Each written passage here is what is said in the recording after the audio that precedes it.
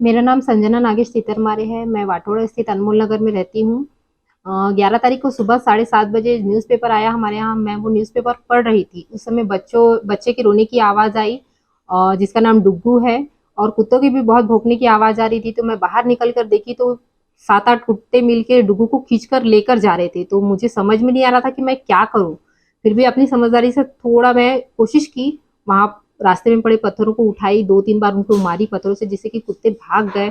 और वैसे ही मैं डुग्गू को अपने पास ली, उसे घर लेकर आई, तो देखी तो उसके बैक साइड से बम से ब्लड्स निकल रहे थे, और वो बहुत रो रहा था। वो कुछ बताने की भी हालत में नहीं था, बट वो मेरे पहचान का बच्चा था। तो मैं उसके पेरेंट्स को कॉल करी, उनका फ़ोन बंद था। तो मैं बाजू के बच्चे को भेज के उसके पापा को बुलवाई और ये सब बातें उन्हें बताई।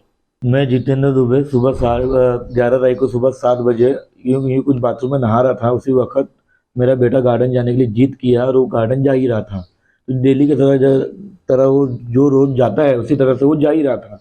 तो पप्पू तीतरमारे के घर के बिल्कुल अपोजिट में कॉर्नर पे मेरी कार पार्किंग रहती है। मेरे कार को तो लग के ही जा रहा था वो, अचानक से 8-10 कुत्ते एकदम आए और उस पर अटैक कर दिया।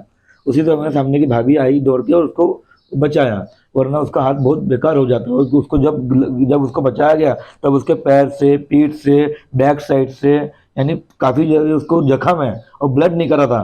तो मैं तुरंत उसको वहाँ से उठाया और हॉस्पिटल लेके गया, धंतोली में, जहाँ मैं उसका पहले ट्रीटमेंट था, जहाँ डेली होता है। बट लेकिन उन डॉक्टर वहाँ डॉक्टर अवेलेबल नहीं थे, इसकी वजह से मैं उसको दोबारा फिर मेडिकल लेके गया। उसका मेडिकल में ट्रीटमेंट हुआ, वहाँ वो 7-8 घंटे भर्ती रहा। वहाँ पे फिर इंजेक्शन वगैरह जो भी आगे की प्रोसेस है वो डॉक्टरों ने की। उसके बाद उसको 8 घंटे बाद छुट्टी दे दी गई।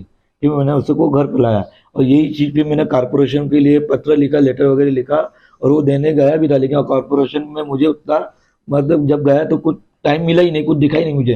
तो फिर मैंने वाटोड़ा थाने से मेरा PSI साहब आए, जब ये सब प्रोसेस हुई, पेपर में कार्रवाई वगैरह जो हुई, तो फिर 2 दिन बाद PSI साहब नागपुर हमारे घर पे आए और उन्होंने ये सब हमें बताया कि आगे हम इसके बारे में कार्रवाई करते हैं।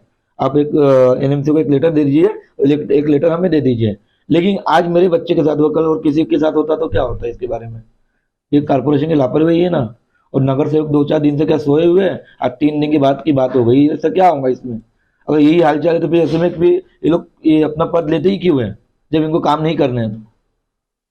3 दिन के बाद भी अभी भी कोई कार्रवाई नहीं हुई है, ना कोई किसी का कोई एक्शन दिख रहा है, तो क्या किया जाए इस आगे में? मेरा नाम अश्विनी जितेंद्र दुबे है। मैं स्वरांश दुबे की मम्मी हूँ।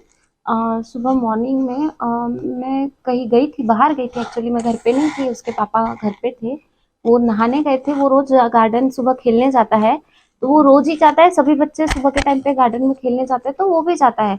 तो उस दिन ऐसे हुआ था कि उसके पापा नहाने गए थे, तो वो पापा को बता के गया था कि पापा मैं गार्डन जा रहा हूँ।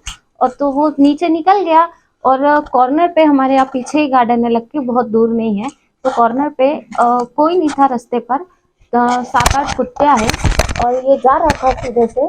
7-8 कुत्ते आए और इसको एकदम से उन्होंने घेर लिया चारों तरफ से और उसको नोचने लगे। तो रोने की उसकी आवाज आई है।